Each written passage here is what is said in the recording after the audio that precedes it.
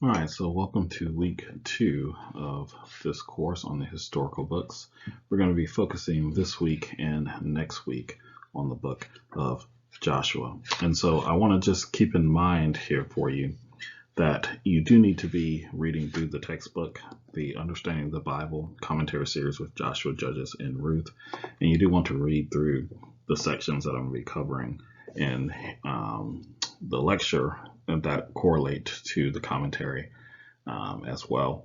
That will help you do well on the quizzes in light of also listening to what I talk about during the lecture. All right, so once again, this is your textbook for this course, and during this week 2 session, we're going to do kind of a first overview of the book of Joshua. I'm going to talk about the structure of Joshua. I'm going to talk about the beginning of the book and just point out one key element. But once again, you want to read through the commentary section on chapter 1, verses 1 through 9. And then I'm going to talk about some about the taking of Jericho. Same thing, just one sort of aspect there, but you also want to read through that section in the commentary and learn more from J. Gordon Harris about the book of Joshua. You also want to read through the introduction to the book of Joshua. I want to make sure to mention that as well. You do have some quiz questions that will come from that section. All right, so one of the questions you may be asking is, why are we going to look at the structure of the book of Joshua? And the reason is structure determines how you interpret something. So think about a modern textbook today. You know it has an introduction, you know it has a conclusion, and sometimes, depending on how you like to read books, you might read the conclusion first because that'll help you understand what's happening through the rest of the book because that's what it's trying to lead you to. And that's true in a modern novel, that a novel is designed very linear and you want to get from the beginning to the end, and that's going to teach you the main concept of the novel. But often on more creative works, that's not always the case. Sometimes the main concept is found somewhere in the middle of the story. Sometimes it's found near the beginning of the story. Sometimes it's found in various places throughout. And sometimes in more sort of creative writing, even than that, you've got to know the structure and allusions to things that are happening because the author is not going to just directly tell you what their purpose is. And so this is a section of my dissertation on the book of Esther where I kind of go through a discussion of the structure of Esther and develop that from the rabbinical literature on Esther. But the main thing I want to point out here is this quote by Jerome Walsh, close to the bottom. He states, structural units are also thematic units. Discerning the organization of a text is an invitation or an important step in understanding and interpreting it. So if you understand how a text has been structured, then you'll be able to understand exactly how you need to interpret it. And you'll see that there is some debate about how the book of Joshua should be structured. So we're just going to talk about 3 different ones, so you could look through a variety of commentaries and come up with many others, I'm sure. So the first one here is by Colson, and he's going to argue that there are 4 sections to the book of Joshua. He's going to say Israel's entrance into Canaan, Joshua's victories over 2 Canaanite coalitions, the tribal allotments, and Joshua's farewell 3 burials. So you're going to see he's going to say, okay, the first half of the book is really about Canaan. The last half of the book is about the tribes. And then the 3 burials related to what's happening within the tribes themselves. So that's kind of how he thinks the focus of the book is about. It's focused on Joshua in the land and the tribes. Now, if you look at Hess's, notice here, he's going to say it's really only 3 parts, and he's going to say the battle of Israel, the allotments of Israel, and worship in the land. And so for him, it's about Israel in the land much more than it's about Joshua. Joshua didn't even come up in Richard Hess's outline. Now, the outline by Richard Hess is very similar to Harris's outline, which you can find, once again, if you read through on page 4 in the introduction. He's going to say there's also 3 parts. He's going to say the battle for the land, allotments of the land, and then he's going to say commitment for remaining in the land. So for Harris, in our textbook for the course, he's going to say the land is what's most important, which is kind of a variation of Richard Hess's outline for Joshua.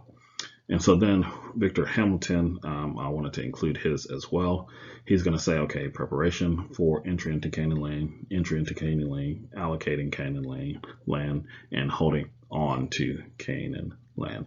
So Victor Hamilton is going to be very similar to Harris's outline of the book of Joshua, but he's just going to say it's 4 parts, not just 3 parts, but still this emphasis on land. And then he thinks there are 4 clear divides in the book.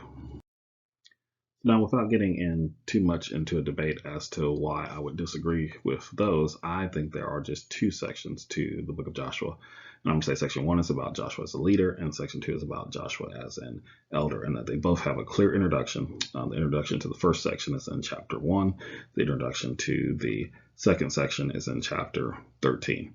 And I would argue that there's these allusions to Joshua as a leader in the beginning and the end of section 1, the same thing as Joshua as an elder in the beginning and the end of section 2.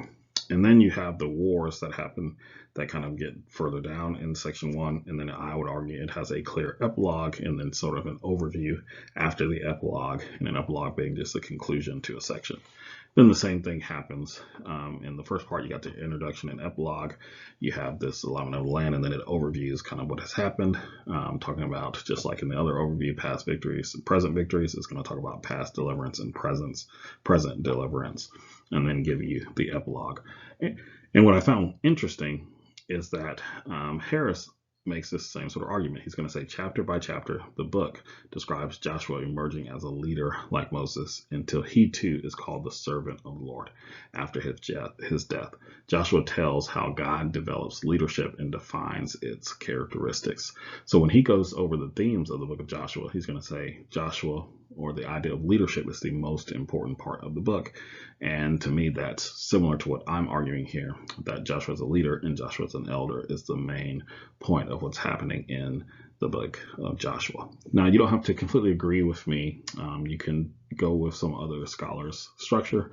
You could do some work if you had some time this semester to try to develop your own sort of structure of the book of Joshua. But the key point here is that how you structure the book has a lot to do with how you think the pieces fit into the whole, which determines how you're going to interpret any particular verse or chapter within the book of Joshua, or in any book in the Bible.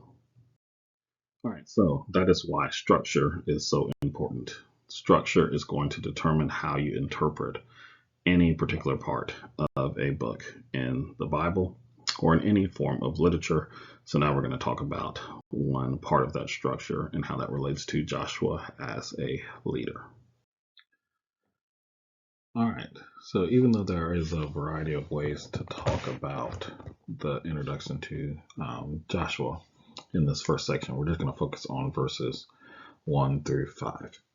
So it reads, after the death of Moses, the servant of the Lord said to Joshua, the son of Nun, Moses' assistant, Moses, my servant, is dead. Now, therefore, arise, go over this Jordan, you and all this people, into the land that I am giving you, to the people of Israel.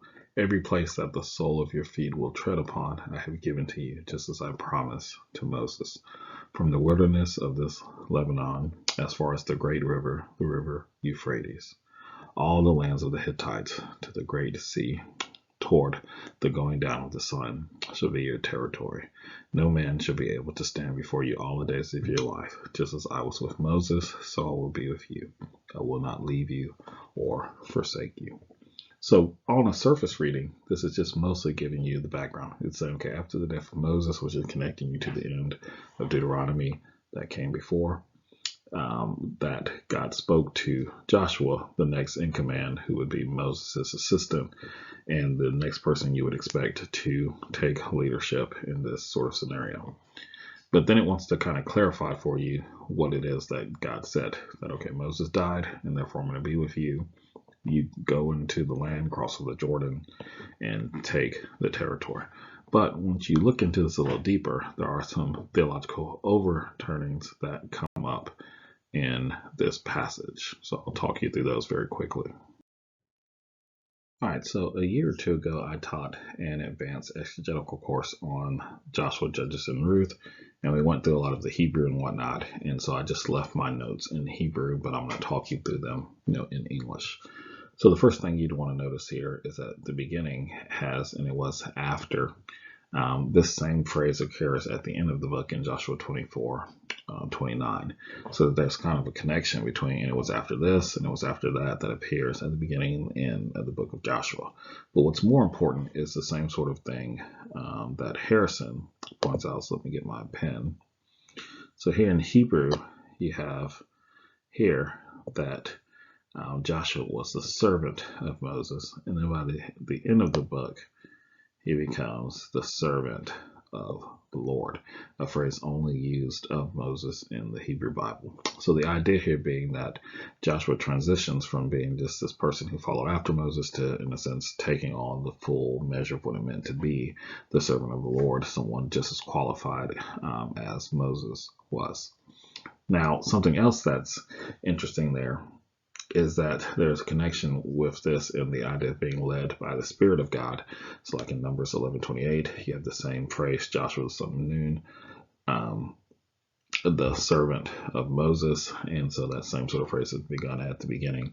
So there's this idea that you're supposed to think of this Joshua, who's also with the elders who are filled with the Spirit, is supposed to now be guiding those elders filled with the Spirit, and ends up doing it well enough for them to be able to occupy the land that God sent them to.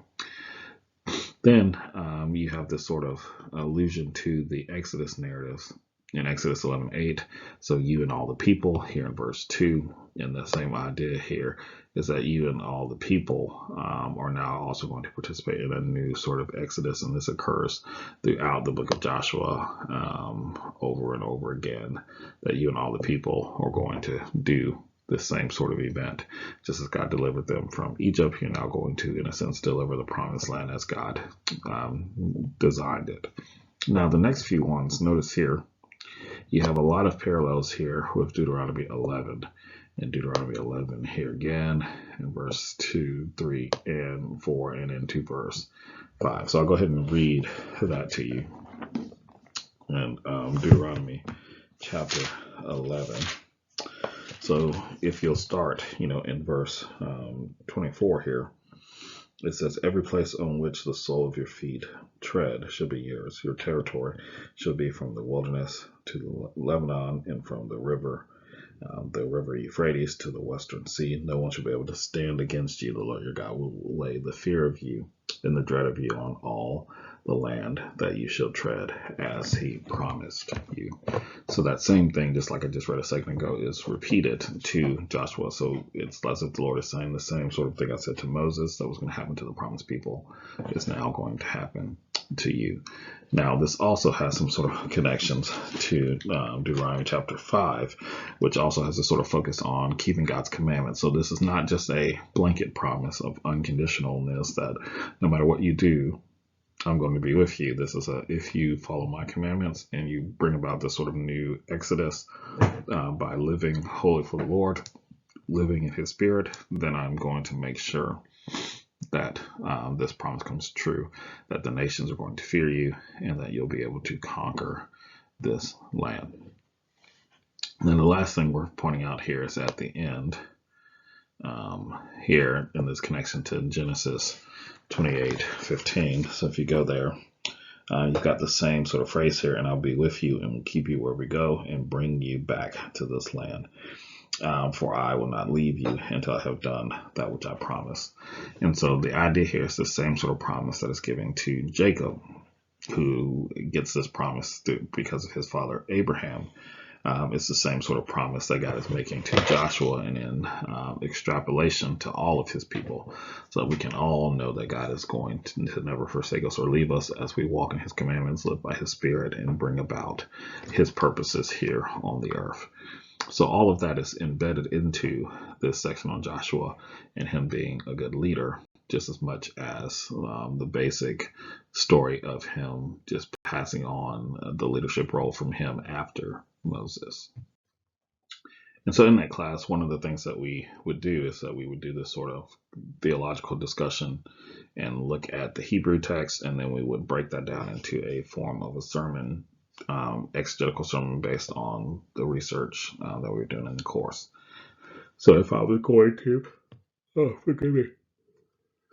if I was going to preach a sermon on that, I would say that you could break that section, Joshua 1, 1 through 5 into 3 parts. So first part, it's talking to leaders. It says grow in your relationship with the Lord. So just as Joshua went from being the servant of Moses to the servant of the Lord, we should have the same sort of thing happen to us. We should be discipled by someone, and then at some point be able to take on the role of having, in a sense, a directer relationship with God, a more direct relationship with God, that we can then lead other people as we grow as an elder, from leadership to elder, like I said in the structure of the book. Then there's some advice given to the elders as well, that they should be living by the Spirit. And that's why there's that sort of allusion here in Joshua at the beginning to Joshua's name being mentioned in those two places. And then I would argue that there is a connection to what it needs to say, going from the top, the leader, to his advisors, to just to every single person involved, that everyone should be a part of a new Exodus. Everyone should be following God's commandments, and everyone should remember that God always keeps his promises, and that is why you're going to be led to victory. And once again, we may have some time later to talk about some of the nuances of holy war and whatnot. I'll try to do that in the next session. But for now, just know that the whole point here is that God is leading them through this war, and God is going to lead them into victory because of it. All right, so once again, we've talked about the structure. The structure of the book of Joshua is, in my opinion, broken into two parts. Joshua as a leader, Joshua as an elder. And so you get that set up in chapter 1 about what it means to be a leader and how that transition happens as you grow from a young leader to an older leader. So now we're going to talk about the section of Rahab and the taking of Jericho, and at least one aspect of that that's very interesting for us to look at. All right, so we'll just very quickly look at this section. And one of the things I want to point out to you is the notice here, the mention of the number 7, and then I want you to ponder this here for a second. So it's going to say, now Jericho was shut up inside and outside because of the people of Israel. None went out and none came in. And the Lord said to Joshua, see, I have given Jericho into your hand with its king and mighty men of valor. You shall march around the city, all the men of war going around the city once. You should do this for 6 days. Now, that statement there is important because if you're going to do it for 6 days and you follow the normal practices that you've already been given, and for example, the 10 Commandments and whatnot, that makes sense. For 6 days, you should do work and then you should rest on the 7th. But notice here what's about to happen. So it says 7 priests shall bear 7 trumpets of ram's horns before the ark. And on the 7th day, now in Hebrew, that word there, Shabbat, Yom Shabbat, is only used in reference primarily to the Sabbath day. So once again, if they're doing this for 6 days, that means the day on which they're going to actually attack the city is on the Sabbath itself. So let's keep reading for a second. So on the 7th day, you shall march around the city 7 times. So they're already doing work on this day. And the priest shall blow the trumpet. And when they make a loud blast with the ram's horn, you shall hear the sound of the trumpet. Then all the people shall shout with great shout, and the wall of the city will fall down flat. The people shall go up, and everyone straight behind him. Now, the point here that's worth pondering is, in a sense, God is commanding Joshua to lead the people to break the Sabbath law. Now, in a sense, you can argue, well, if God is telling you to do the work that day, it's not a breaking of the Sabbath law. But in another sense, if the point here being is that you should do no work on that day, there is a sense where that law is being broken. And what this point here is, just like Jesus says in the New Testament when he deals with the Sabbath law in David, the Sabbath was made for man, or that man was made, in a sense, for the Sabbath, not the Sabbath for man. And Jesus uses the same example, and he could have used this one just as well, of David when David ate from the holy bread, the showbread, on the Sabbath, because he needed to survive and did all kinds of work because he was doing what God wanted him to do on that day. In the same sense, we can go to church and pray and do many other things on the Sabbath, minister to those who are suffering and whatnot, just as Joshua and them are going to actually act on the Sabbath and do something that God has called them to do. Now, once again, we can talk more during the next meeting about the aspects of war that's here, but I do think the core component of the text here is just a physical literal demonstration of what it means to live as God's people. The letter of the law is not what guides us, but the spirit and heart behind the law. If Joshua and them had just gotten up and said, we just want to take this city on the Sabbath, and we could care less about what God wants us to do on the Sabbath, then I do think God would have judged them. But instead, this is a God, we want to do what you want us to do. And so God is saying Jericho is a city that needs to be taken. Jericho is a city that's living in disobedience to God.